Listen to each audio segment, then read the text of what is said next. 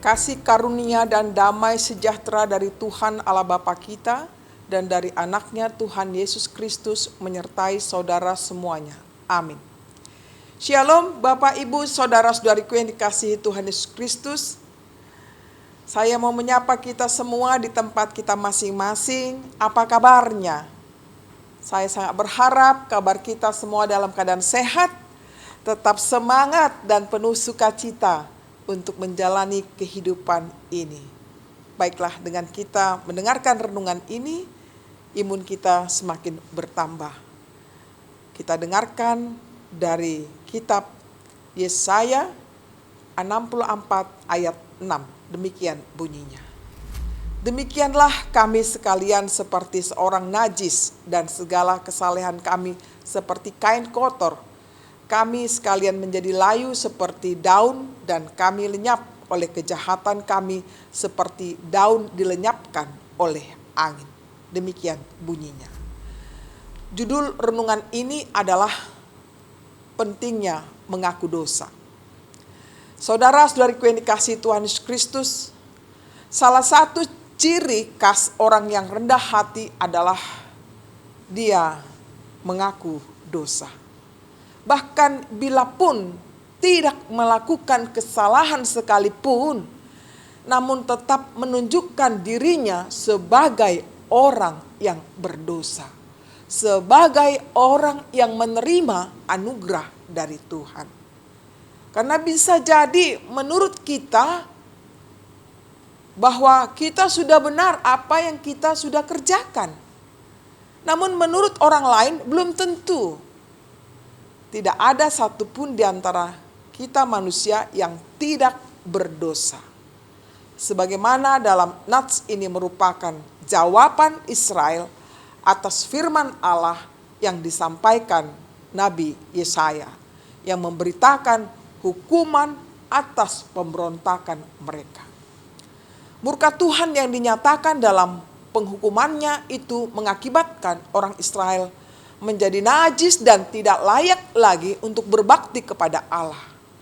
Usaha-usaha apapun yang mereka lakukan untuk mencari kesalehan yang disimbolkan sebagai kain kotor yang dipakai oleh perempuan apabila sedang datang bulan atau melahirkan. Kesalehan mereka seperti itu telah memisahkan Israel dari Allah sendiri. Tidak ada lagi pegangan hidup mereka dan merasakan hukuman Allah yang sungguh amat berat. Dengan demikian mereka mengaku dosa dan pemberontakan mereka kepada Allah. Pengakuan inilah yang dikehendaki Allah sendiri. Pengakuan inilah sebagai pintu masuk anugerah Allah, yakni keselamatan bagi umatnya. Saudara-saudariku yang dikasihi Tuhan Yesus Kristus, anugerah itu sudah kita terima dari Yesus Kristus yang memberikan kepada kita jaminan kehidupan, yakni keselamatan yang kekal sifatnya. Anugerah Tuhan inilah yang kita syukuri.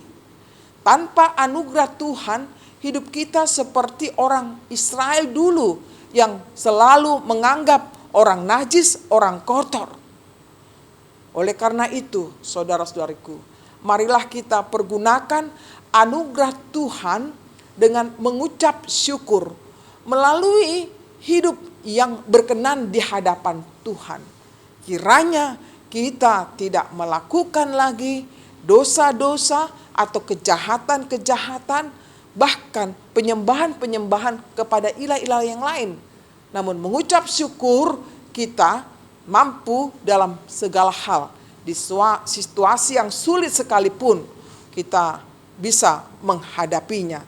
Dengan masa pandemi COVID-19 ini yang melanda hidup kita, tentunya Tuhan memberikan pengajaran kepada kita agar kita mampu mengucap syukur dalam segala penderitaan yang kita alami sekarang. Ada makna di balik semua yang terjadi tentunya. Tetapi dari sekian banyaknya makna, kita dapat memetik bahwa makna itu hendaknya sesuai dengan penghayatan iman kita masing-masing kepada Tuhan. Yang pasti makna saat ini adalah di mana Tuhan menyapa kita semuanya. Bahwa Dia hadir di tengah-tengah kesusahan kita. Percayalah itu. Tuhan memberkati kita semuanya. Amin.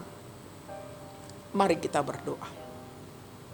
Ya Tuhan Allah kami, Allah yang penuh kasih, yang sungguh mengampuni kami dari segala dosa-dosa kami.